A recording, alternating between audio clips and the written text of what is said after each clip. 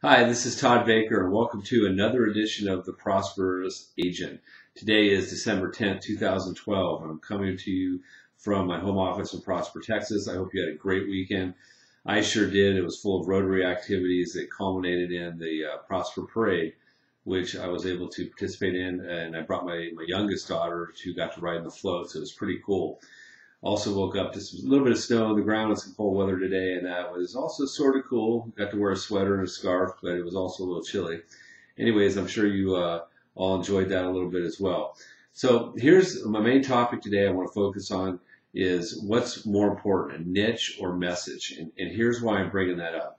What happens in this business as a new agent, or even for that matter, a new loan officer, the first thing you do is you go after your warm market, and everyone calls it my spear. All right, well, your warm market's really like your family and your friends and some of the contacts you know, and it's a great place to get started. It's a place to start practicing your scripts. It's a place where you might get some business right out of the gate, but at the end of the day, it's not really a business model. It's not really an area where you're starting to become a professional and put into place best practices and things that we need to do to really grow our business. All right, so when you start talking about sphere, that's something you have to start to build up through referral partners and through others that are going to send you business and through various strategies. So you have to have a strategy to build your database so that you have prospects and you have clients to manage long term.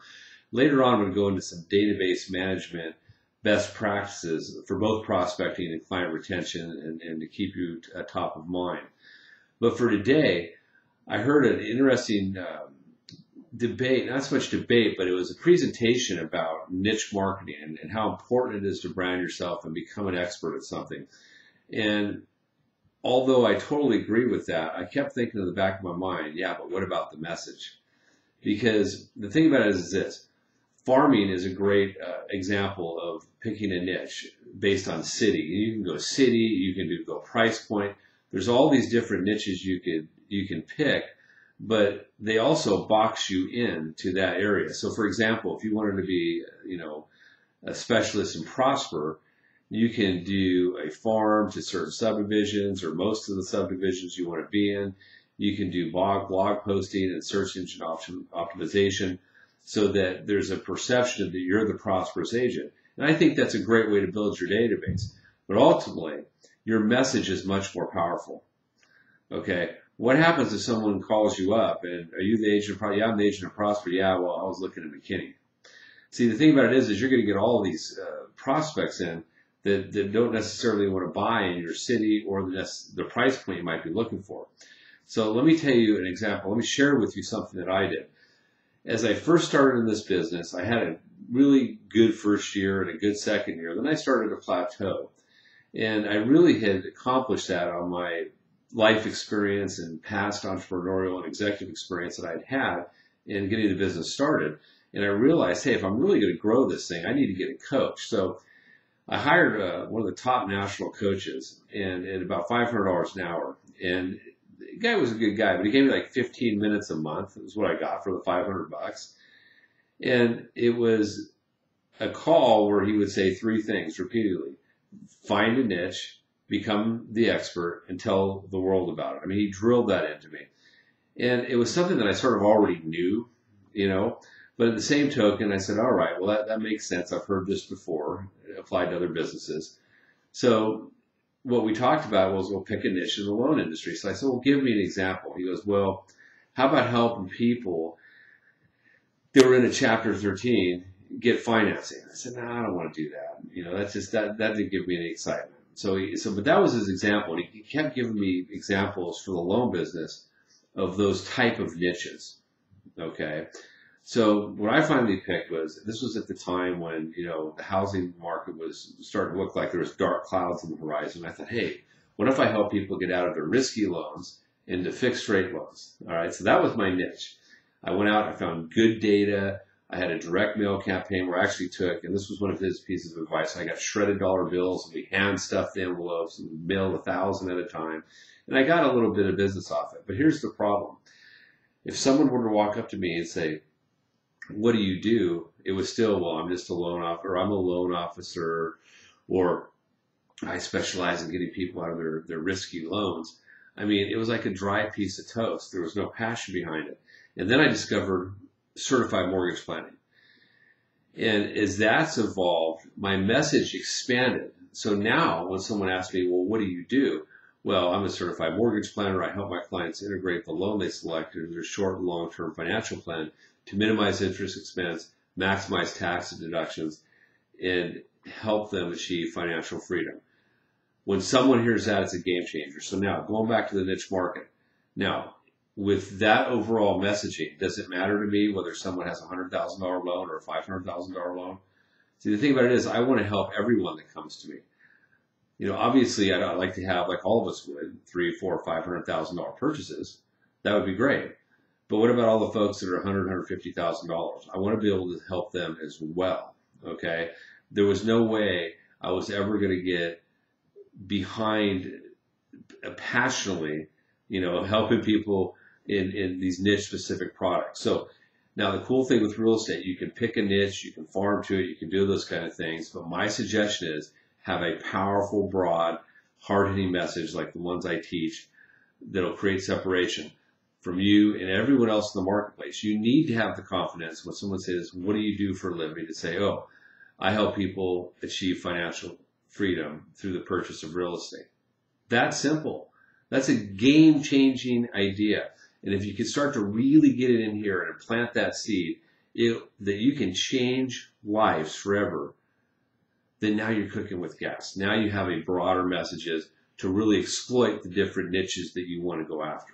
So that's my message for today about messaging. The other thing is I want you to give yourself a huge gift for this holiday season, and that's buy the book, How to Win Friends and Influence People. I know some of you have read it, some of you have heard about it, or many of you have heard about it, but I bet most of the people that get this show and watch the show have not actually read that book. And it's a book that's not only to be read, it's to be studied quickly, then slowly, and then over time. It teaches human relations and how to interact with people. You need this stuff in real estate. You need to know what's in this book, to know how to deal and how to approach people. It'll help your conversion ratio, whether it's on phone time at the office, whether you're doing open houses, whether you're doing internet leads, and even for your warm referrals, which of course are the best. And to get those warm referrals, you need to have a broad spectrum of referral sources. So give yourself a gift of how to win friends and influence people. You read the first chapter quickly, then you go back and read it slowly. So it's a chapter a day. You know, the quick read one day, the next read day, the slow read. And then we go to chapter 2. You keep doing that, and I can guarantee you in 30 days, you're going to see huge results in all areas of your life just because of the way you now approach people, the way you speak to people, the way you handle yourself when you make a mistake, you know, the way you handle yourself when you would need something in terms of how you ask for it. It's a game changer.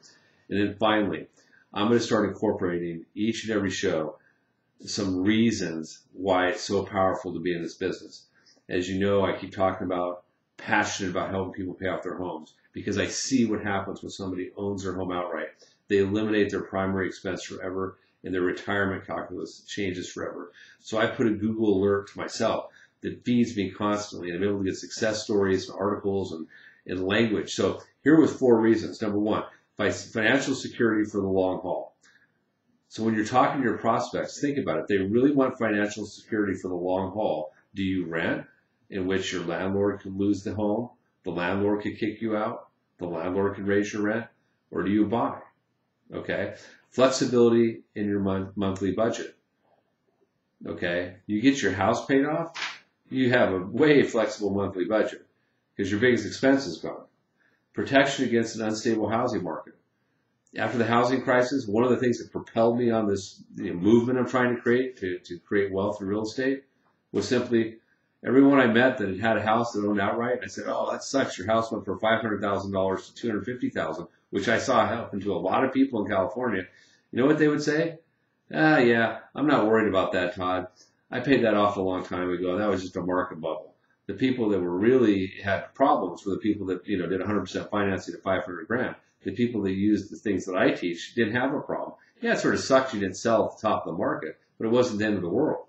And then finally, a 4th one, financial freedom to pursue other ventures. You get your house paid off. There's all kind of other ventures, whether it's a business you always dreamed of forming, or what if it's, hey, you really wanted to go travel and see the world? You know, what if you wanted to go to Europe or go to Africa or whatever, go to Asia, whatever it is. What if you wanted to rent a motorhome and really just cruise around the United States for a couple of years and really check things out? All of that's possible if you own your own home and pay it off. So this is how powerful this stuff is. So I encourage you to, subscribe to this broadcast. I'm going to be feeding you information on a weekly basis to help you grow your business. I'm here. Pick up the phone. Call me if you need help doing anything at all. We're here to help. Next week, I have a powerful, powerful, simple cyber Christmas letter that's free that I'm going to teach you how to do. That's a huge game changer for getting out to your clients and your family and friends. So anyways, I hope you enjoyed this. I hope you have a great week, and we'll talk to you later. Bye-bye.